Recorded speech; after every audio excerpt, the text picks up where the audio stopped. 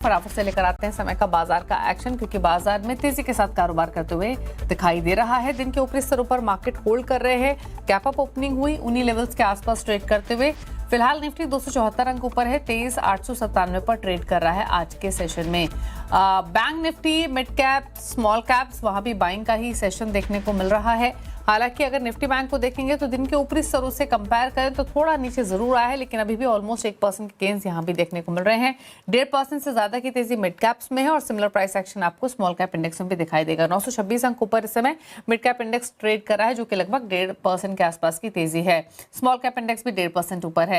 Market की breath definitely positive side पर inclined आज के सेशन में, क्योंकि दिग्गजों के साथ ब्रॉडर मार्केट में भी अच्छी बाइंग देखने को मिल रही है। 2606 शेयर्स है जो कि बढ़कर ट्रेड कर रहे हैं। 516 स्टॉक्स जो कि गिरावट के साथ कर रहे हैं कारोबार आज के सेशन में। अब सेक्टोरल हीट मैप आप क्विकली देख लेते हैं। आज के सेशन में सिर्फ एक फार्मा को छोड़ दें तो सभी सेक्टर्स हरे निशान में। फार्मा आधा % नीचे है, लेकिन सबसे ज्यादा तेजी कहाँ है आज? तेजी है रियल्टी में, 4.5% ऊपर ट्रेड कर रहा है। उसके बाद मेटल्स, ऑटोज, साथ ही ऑयल एंड गैस, यहाँ जबरदस्त रुझान आज के सेशन में है। 1.5 से 2-2.5% तक की तेजी देखने को मिल रही है। PSU bank index, defence index भी 1 से 1.5% ऊपर कर रहे हैं कारोबार। तो एक अच्छी बाइंग आज के पूरे सेशन में दिखाई दे रही है। तो ये रहा पूरा मार्केट का हाल, लेकिन स्ट्रैटेजीज पर करते हैं बातचीत। अरुण नमस्कार, बताइए पहले तो निफ्टी बैंक निफ्टी क्या व्यू रहेगा टिल मार्केट क्लोजिंग? दीपाली जी गुड आफ्टरनून। दीपाली जी, मुझे लग रहा है एक बड़े मूव के बाद एक कंसोलिडेशन रह सकता है। जिस हिसाब से ऑप्शंस डेटा है 23,800 23,700, इसमें काफी पुट राइडिंग नजर आ रही है और 24,000 में लगभग 4.25 लाख कॉन्ट्रैक्ट्स निफ्टी के कल की एक्सपायरी में खड़े हैं। तो मुझे लग रहा है 24,000 एक रेजिस्टेंस के तौर पर एटलीस्ट कल तक की एक्सपायरी के लिए काम कर सकता है। नीचे में 23,800 23,750 एक अच्छा सपोर्ट मार्केट में नजर आ रहा है। तो कहीं ना कहीं 23,750 से 24,050 इसी के बीच में एक्सपायरी होनी चाहिए। कोई बड़ा अप मूव या डाउन मूव फिलहाल ऑप्शंस डेटा के हिसाब से नजर नहीं आ रहा है। तो मुझे लग रहा है कि इवेंट के बाद मार्केट शायद आपको एक कंसोलिडेशन में रहे और एक्सपायरी लगभग 23,900 या 950 के आसपास शायद कल की आपकी होती भी नजर आए और 24,000 एक शॉर्ट टर्म रेजिस्टेंस मुझे नजर आ रहा है। बाकी स्टॉक्स में काफी अच्छा एक्शन है, स्टॉक्स में काफी अच्छे ब्रेकआउट्स भी है। तो मुझे लग रहा है मार्केट हो सकता है कंसोलिडेशन में रहे, पर स्टॉक्स में काफी अच्छा एक्शन देखने को मिल सकता है। Okay, stock specific strategies Arun क्या रहेंगे आपकी? देखिए, स्टॉक्स में मुझे लग रहा है कोफोर्ज में एक अच्छा रिवर्सल है। निफ्टी आईटी यहाँ से हो सकता है आपको थोड़ा लीडरशिप दिखाता हुआ नजर आए, क्योंकि बैंक निफ्टी अपने रेजिस्टेंसेस के आसपास है। तो कोफोर्ज को बाय करके चल सकते हैं। 1407 के आसपास चल रहा है। 1391 का स्टॉप लॉस लगाए, 1445 तक के टारगेट्स कोफोर्ज में आ सकते हैं। दूसरा स्टॉक अगेन मार्केट इंटरमीडिएरीज में काफी अच्छा मोमेंटम है। तो एंजल वन में एक ब्रेकआउट है, तो एंजल वन को शॉर्ट टर्म के लिए लेके चल सकते हैं। 352-53 के आसपास चल रहा है, 347 का स्टॉप लॉस लगा है। ऊपर में 368 तक के टारगेट्स एंजल वन में आ सकते हैं। तो दोनों ही recommendation positional point of view से 2 से 3 दिन के लिए बाय करके चल सकते हैं। 2 से 3 दिन के पॉइंट ऑफ व्यू से ये स्टॉक्स सजेस्ट किए गए हैं, जहां पर आप पोजिशनल पॉइंट ऑफ व्यू से बना सकते हैं। एंजल वन 353 पर ट्रेड कर रहा है, 4% ऊपर है, यहाँ से बाइंग की जा सकती है। लेकिन आज के सेशन में फोकस में है पूरा ही वेदांता ग्रुप। दरअसल वेदांता की 4 डीमर्ज हुई कंपनियों की आज लिस्टिंग बाजार में हो गई है। Aluminium and metal 522, oil and gas कारोबार की 38 रुपये पर लिस्टिंग हुई है। वेदांता पार्क की 40 रुपए की वैल्यू है और वहीं डीमर्ज के बाद जो 5 कंपनियां हैं उनकी कंबाइंड वैल्यू करीब 900 के पार निकल गई है। कौन सी कंपनी क्या करती है बताने के लिए हमारे साथ हैं नुपुर से बातचीत करते हैं। नुपुर, बताइए एग्जैक्टली जो ये डीमर्ज हुआ है इसके क्या सिनर्जीज रहेंगी, कौन सा कारोबार किस कंपनी में गया है, बताइए। बिल्कुल, गुड आफ्टरनून। वेदांता की जो वेटेड लिस्टिंग थी चारों डीमर्ज कंपनी की, वो आज फाइनली होती हुई दिखी है। वेदांता लिमिटेड जो ऑलरेडी लिस्टेड था, जिसमें कॉपर का कारोबार है, उससे डीमर्ज हुई थी मेटल, आयरन और ऑयल एंड गैस और पावर की कंपनियां, वो आज जो है उनकी लिस्टिंग हो चुकी है। वेदांता एल्यूमिनियम जो कि सबसे बड़ा कारोबार यहीं पे होगा, यहीं से ग्रोथ आती हुई नजर आएगी। Vedanta power, Vedanta oil and gas और वेदांता आयरन एंड स्टील की बात करें तो अब शेयर होल्डर्स के पास और इन्वेस्टर्स के पास अपॉर्चुनिटी है हर एक कारोबार में निवेश करने की। वेदांता एल्यूमिनियम के साथ शुरुआत करें तो देश की सबसे बड़ी एल्यूमिनियम कंपनी और दूसरी दुनिया की बात करें तो तीसरी सबसे बड़ी एल्यूमिनियम कंपनी, अगर चाइना का मार्केट छोड़ दे तो इसकी कैपेसिटी देखेंगे तो 2.554 MTPA के आसपास FY26 की कैपेसिटी है। वेदांता पावर की बात करें तो देश की 5वीं सबसे बड़ी निजी थर्मल पावर प्रोड्यूसर कंपनी है और इस पर भी जो है वो मैनेजमेंट काफी बुलिश है इस कारोबार को लेकर भी, और इसकी क्षमता करीबन 3180 मेगावाट 60 के आसपास की है। Vedanta oil and gas hydrocarbon की प्योर प्ले कंपनी, अगर किसी को इसमें निवेश करना है तो अब ये ऑप्शन भी अब अवेलेबल है इन्वेस्टर्स के पास। गुजरात ब्लॉक्स और निकोमेड निकल बिजनेस भी इस कारोबार में शामिल है। वेदांता आयरन एंड स्टील की बात करें तो स्टील और आयरन की और की जो प्ले है वो इसमें आपको आते हुए दिखेगा कारोबार। अब एक बार जो एस्टिमेटेड एबिटा है FY28 के उस पर नजर डाल लेते हैं। ब्रोकरेज हाउस की तरफ से काफी अनुमान लगाया जा रहा है FY28 के एबिटा को लेकर, और सबसे ज्यादा वैल्यू ग्रोथ जो है वो एल्यूमिनियम के कारोबार में आती हुई नजर आएगी।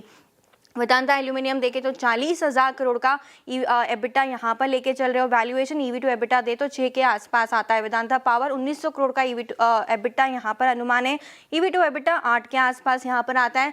Vedanta oil and gas 3400 crore के आसपास का यहाँ पर भी एबिटा का अनुमान लेके चल रहे हैं। काफी ब्रोकरेज हाउस की तरफ से हमने ये निकाला है आपके लिए, और 4 का EV टू एबिटा आपको नजर आएगा। वेदांता आयरन एंड स्टील की बात करें तो यहाँ पर भी FY28 का एस्टिमेटेड एबिटा करीबन 2200 करोड़ के आसपास आपको नजर आएगा, और 6 टाइम्स EV टू एबिटा पर ये कारोबार फिलहाल काम करते हुए नजर आ रहा है।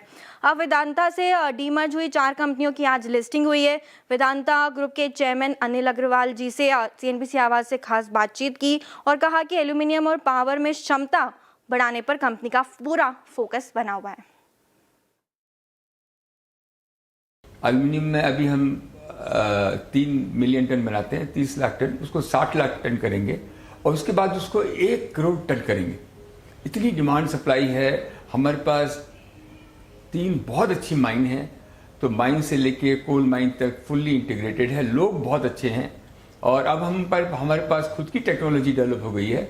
उससे ही हम डेवलप करके ये 1 लाख करोड़ की हम प्रोडक्शन करेंगे। 60 लाख टन हम 3 साल में कर लेंगे। पावर में मैं बहुत एक्साइटेड हूँ। हमारे सारे ब्राउन फील्ड हैं। हम 20,000 मेगावाट की पावर के लिए जा रहे हैं, और न्यूक्लियर पावर में हमारा बहुत इंटरेस्ट है, क्योंकि थोरियम इंडिया में प्रचुर मात्रा में है जो उसका फ्यूल है। तो गवर्नमेंट की पॉलिसी चेंज हुई है, उससे हम लोग आगे बढ़ेंगे। न्यूक्लियर और थर्मल, ये हम अभी शॉर्ट टर्म में 20,000 मेगावाट जाएंगे, उसके बाद हम 50,000 मेगावाट तक भी जा सकते हैं। उसकी हमारी तैयारी, वो सब ग्रीन फील्ड होगा। ये 20,000 जो है हमारा सब ब्राउन फील्ड में है, सबसे सस्ता बनेगा। 100% कोल हमारे पास है। कोल में मैं बहुत बुलिश हूँ। चलिए रुक रहे हैं, और बाजार का फोकस है आज लेंसकार्ट पर, जिसमें UBS की एक बुलिश रिपोर्ट आई है। UBS ने लेंसकार्ट पर 40% के ऊपर के लक्ष्य दिए हैं। क्या है और डिटेल्स, क्या कहा गया है रिपोर्ट में, समझते हैं श्रेया ठाकुर से। बताइए श्रेया।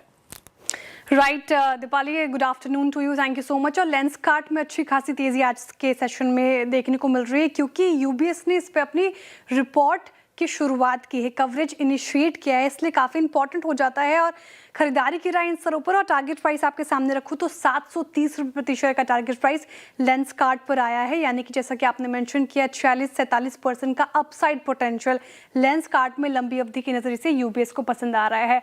अब UBS कह रहे हैं कि लेंसकार्ट आईवेयर इंडस्ट्री की तस्वीर बदल चुका है। वो कैसे? तो जो प्रिस्क्रिप्शन वाले आईवेयर होते हैं उसको भी सही वैल्यू पर, यानी कि अफोर्डेबल रेंज पर लेंसकार्ट उपलब्ध कराती है। इतना ही नहीं, कंपनी कंपटीशन के लिहाज से देखें तो कॉम्पिटिटर्स के मुकाबले आधे दाम पर ये अपने जो चश्मे हैं वो बेचते हैं। तो प्राइसिंग पावर काफ़ी अच्छी तरीके से यूज़ कर रही है लेंसकार्ट। और साथ ही UBS का मानना है कि कंपटीटर्स के लिए काफ़ी मुश्किल हो जाएगा लेंसकार्ट से मुकाबला करना, क्योंकि आधे दाम पर उनके लिए बेचना शायद पॉसिबल ना हो। क्वालिटी की बात करें तो क्वालिटी के मोर्चे पर भी लेंसकार्ट काफ़ी अच्छा है, और साथ ही इसी वैल्यू इनोवेशन स्ट्रैटेजी की बदौलत लेंसकार्ट भारत का डोमिनेंट मार्केट लीडर बन चुका है। तो मार्केट शेयर लगातार लेंसकार्ट गेन कर रहा है, इस पूरे आईवेयर इंडस्ट्री में लीडर बन चुका है। साथ ही लेंसकार्ट का जो इंडिया बिजनेस है टाइटन I+ से लगभग 6 गुना बड़ा है। अपने आप में ये बड़ी बात हो जाती है, और इसी ने शायद UBS को ज़्यादा इम्प्रेस किया, इसलिए आप इस तरीके का मूव आज के सेशन में देख पा रहे हैं। हालांकि ऊपरी स्तर से थोड़ा सा फिसला भी है, लेकिन करीब करीब 1% की तेज़ी आज के सेशन में भी नजर आ रही है। कंपनी करीब 70% ग्रॉस मार्जिन और 11% pre industry as EBITDA margin हासिल कर पा रही है। तो ये काफ़ी चीज़ नज़र आ रही है, और अच्छी बात ये है कि स्केल के मोर्चे पर भी देखें तो लेंसकार्ट अच्छी तरीके से स्केल कर रही है। रही है। तो ये तमाम चीज़ें लेंसकार्ट को फिलहाल पसंदीदा स्टॉक बना रहा है, इसलिए फाइनेंशियल ईयर 26-31 के दौरान 44% का EPS केगर की उम्मीद यूबीएस ने जताई है और फाइनेंशियल ईयर 26 में EPS ग्रोथ करीब 64% रहने का अनुमान है यूबीएस की तरफ से। तो काफ़ी बुलिश रिपोर्ट आती हुई लेंसकार्ट पर। शुक्रिया आपका श्रेया डिटेल्स बताने के लिए। तो लेंसकार्ट पर रिपोर्ट की ये डिटेल, स्टॉक 1% ऊपर कारोबार करते हुए लेकिन एक मीनिंगफुल अपसाइड के साथ रिपोर्ट आई है। कंपनी पर 499 पर फिलहाल ट्रेड कर रहा है। रुकने से किसान में अदानी ग्रीन एनर्जी ने भारत का सबसे बड़ा एनर्जी स्टोरेज सिस्टम लगाया है। इसी जगह पर ग्रीन एनर्जी का उत्पादन भी होता है। ये स्टोरेज कैसे काम करेगा, भारत के लिए क्यों है जरूरी, ग्राउंड जीरो पर हमारे संवाददाता केतन जोशी ने इसका जायजा लिया। अदानी ग्रीन एनर्जी का यह खावड़ा प्लांट अभी सुर्खियों में है, क्योंकि आप मेरे पीछे ये जो व्हाइट कंटेनर देख रहे हैं वो बैटरी एनर्जी स्टोरेज सिस्टम है, जो कि चाइना के बाद दुनिया का सिंगल लोकेशन पर सबसे बड़ा स्टोरेज सिस्टम है। इनकी कैपेसिटी अभी 3.37 गीगावाट है, जो कि अदानी की मंशा है कि इसको बढ़ाकर कुल 13 गीगावाट तक ले जाए। इसके ऊपर अदानी ग्रीन एनर्जी ने अब तक 5,000 करोड़ का इन्वेस्टमेंट कर लिया है। इसकी खूबी यह है कि दिन भर ये पावर को स्टोरेज करता है, जो ये ग्रीन एनर्जी है उसको स्टोरेज करता है, और ये जो ब्लू शेड है उनके अंदर से पावर आती है और डिस्चार्ज भी होती है। तो ये इस तरह से पूरा सिस्टम चलता है। एक कंटेनर में 5,000 जितने हाई लिथियम बैटरी सेल लगे हुए हैं और इनकी लाइफ होती है वो 15 साल की होती है, यानी कि 15 साल तक ये बिना किसी मेंटेनेंस अच्छी तरीके से काम करने वाले हैं। साथ ही साथ ये हर 2.5 घंटे में जो ये रिन्यूएबल एनर्जी है उसको डिस्चार्ज भी कर देते हैं, यानी कि पीक आवर में इसको रिलीज करना और जब पीक आवर नहीं होती है तब इनके अंदर स्टोरेज भी कर सकते हैं। इतना ही नहीं, लेकिन इसी लोकेशन के आगे रिलायंस इंडस्ट्री भी सबसे बड़ा अपना ग्रीन एनर्जी पार्क लेकर आ रहे हैं। तो हम कह सकते हैं कि दुनिया का सबसे बड़ा ठिकाना चाइना के बाद यह खावड़ा बनेगा, जहां पर ग्रीन एनर्जी का बड़ी मात्रा में स्टोरेज हो जाएगा। केतन जोशी, खावड़ा, कच्छ। शुक्रिया केतन, ये डिटेल्स बताने के लिए। तो ये थी पूरी रिपोर्ट और किस तरीके से काम काज करेगा। लेकिन आगे बढ़े, क्लाइंट 1 का अपडेट लेकर आते हैं। इस हफ्ते वेवस्ट्रैटेजी.com के आशीष ग्याल, प्रत्यय फिनमार्ट के हरीश जुजारे, एलकेपी सिक्योरिटीज के रूपक डे के बीच में मुकाबला है। आज पहला ही दिन है मुकाबले का। तीनों खिलाड़ियों की तरफ से पॉजिटिव रिटर्न्स। लगभग 3% ऊपर आशीष ग्याल का पोर्टफोलियो है। हरीश का पोर्टफोलियो 1.25% के रिटर्न्स दे रहा है। रूपक डे का पोर्टफोलियो लगभग 2.25% के रिटर्न्स लैंड कर रहा है। ये रहा पूरा अपडेट। इसी के साथ एक ब्रेक के उस पर आप देखें न्यूयॉर्क कंपनी, जहां आज हम बातचीत करेंगे मिंडा कॉर्पोरेशन के group CFO president Ajay Agarwal से। एक ब्रेक के बाद नमस्कार।